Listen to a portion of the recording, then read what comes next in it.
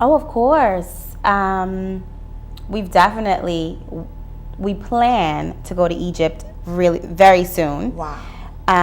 We want to go to South Africa also, but I would really like, I think I'm a bit nervous, but I would really like to go to some of the rural areas and see how the most indigenous tribes that are still there live. That scares me a little bit though. But why does that scare you? Let's get back to that point. It's what you see, right? Because we're very spoiled. Okay. You know, we're very spoiled here. Yeah. And to go back to a natural way of living, when I think of Africa, that's what I think about. I think of nature, I think of the beauty, the people, the land, the animals.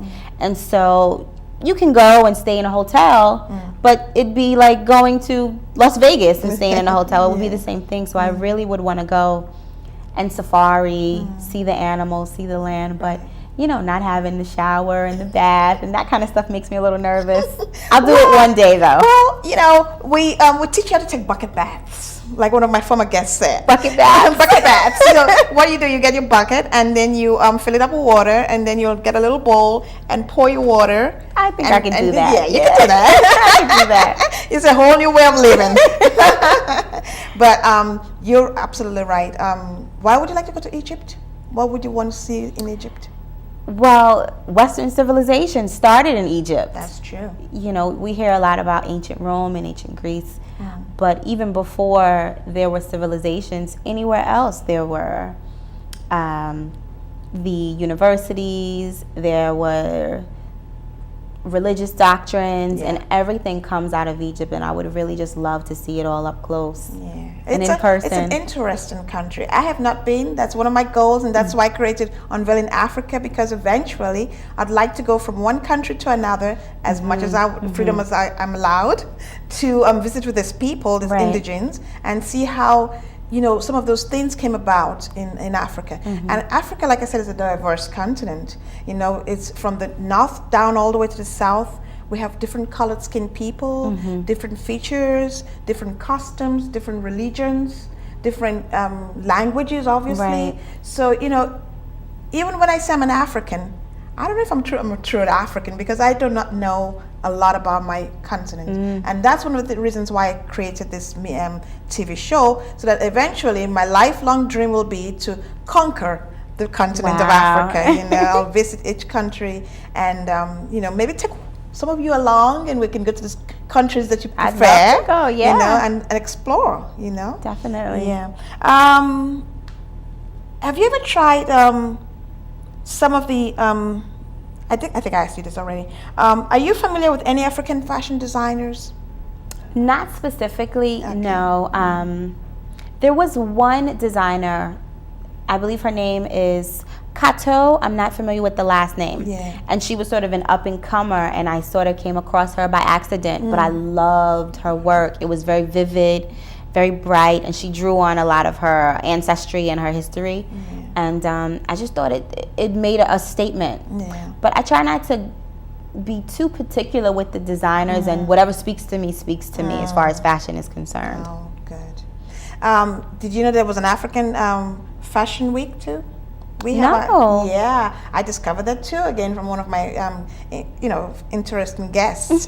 She said, I'd love to go to South Africa because that's where they have the African Fashion Week. And I was so impressed and so excited that now I'm looking forward to traveling down there for the next one. I would love to go. Yeah, and I would like to let you have come with me, because since fashion is your thing, I would love to come. Yeah, I can imagine. I've explored that on the internet, you know, the Fashion Week, and wow, what wonderful creations come out of that. Yeah.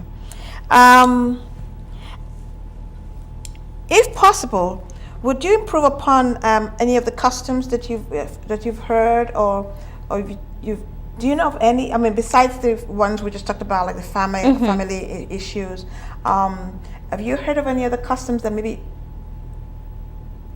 disturbs you a little bit that you would like to clarify or get more information on? Well, I know that a few years ago I was introduced to, it's a little bit of touchy topic, but about the women who had their breasts disfigured, deformed, And I don't know the specifics of it, but I know that I had started reading up a lot on it and on the internet, and saw a few documentaries where moms who were trying to protect their daughters from older men and rapists were burning their breasts with like a hot coal or a hot rock to stop the breast from growing. Oh, yes. Right. I've heard of that. And yeah, that's interesting. You know, what's even more interesting about this whole topic is most of these customs that are actually very frightening regarding women are perpetuated by the older women. How very interesting. But it's always in the form of trying to protect, under the caption of saying, I'm trying to protect my daughters, my sisters, my friends. And I've seen that before. In fact, when I was growing up, I think I was even told, if you don't want your boobs to get this big, use some hot coal or hot stone and rub it, and it will stay firm and small like that. Did you ever try it? No. Are you crazy? When I heard hot it sounds painful. Stone, I said no. Not for me. Not for me. No. So there's strange customs, and I'm surprised you didn't touch on that one. I thought you were going there. The female circumcision. Yeah. It's an interesting topic. I used to wonder. I said, why would you want to circumcise a woman? What are you doing to her? That was a little too touchy. I didn't know. Yeah, you don't want to go there. Yeah. But one of the reasons I said they did that was it was a man thing. They wanted to protect the women again from being promiscuous or being out there.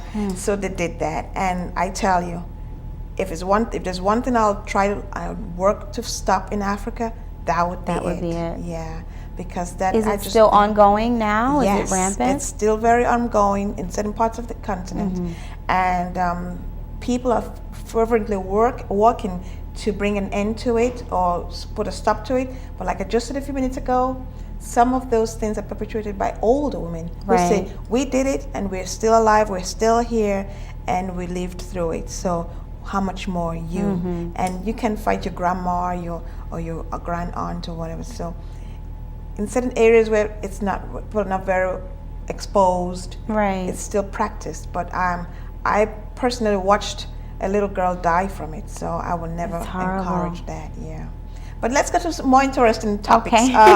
As a fashion therapist, how would you inculcate your therapeutic qualities into like African fashion? I'm coming back to fashion again because I know that's a powerful topic for you, and it's also an interesting topic for me as an African, because we are so proud of clothes, our clothes and our dressing, but a lot of people say, you always look so graceful when you come out in the African garb or attire.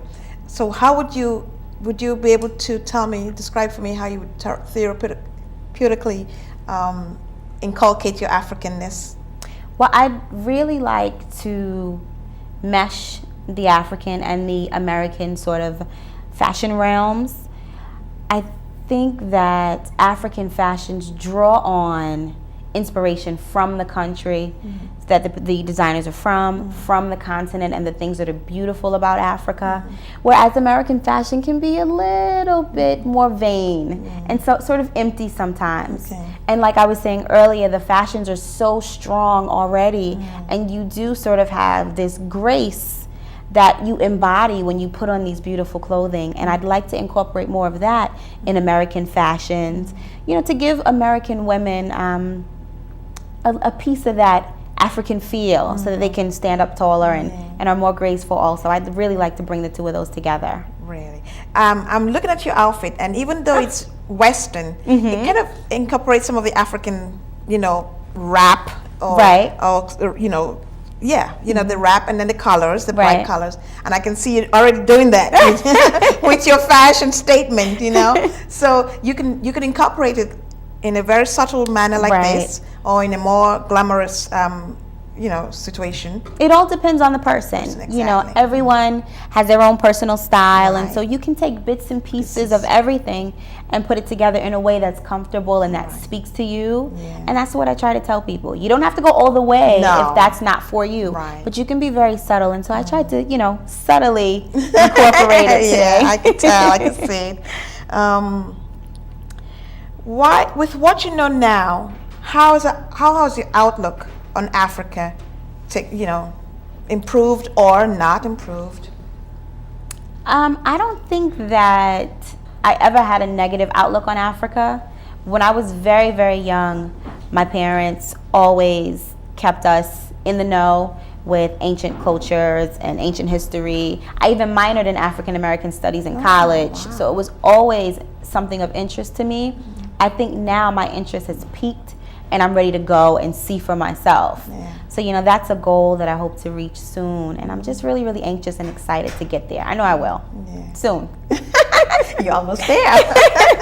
I'm so impressed by you and your thank you. openness and willing to know more about your roots. Of course. Because I truly believe that if anyone has to be successful and to be able to move on and successfully move on, you have to go back to where you came from. I agree. It doesn't matter how you came to this point. It matters where you're going. Okay, and it's the most important thing is to know where you're coming from. Right. Because when you know where you're coming from, you ultimately know where you're going to end up. Absolutely. Okay? We all have a starting point. Exactly. And I will be so satisfied or fulfilled when I see more African Americans trying to go back home, trying to go back to their roots, because every other culture or tribal or even ethnic group, they have that connection. Yeah, they always have that connection. The Italians always want to go back to Italy or some background in that sense. The Germans will always talk about the German background and heritage. So too the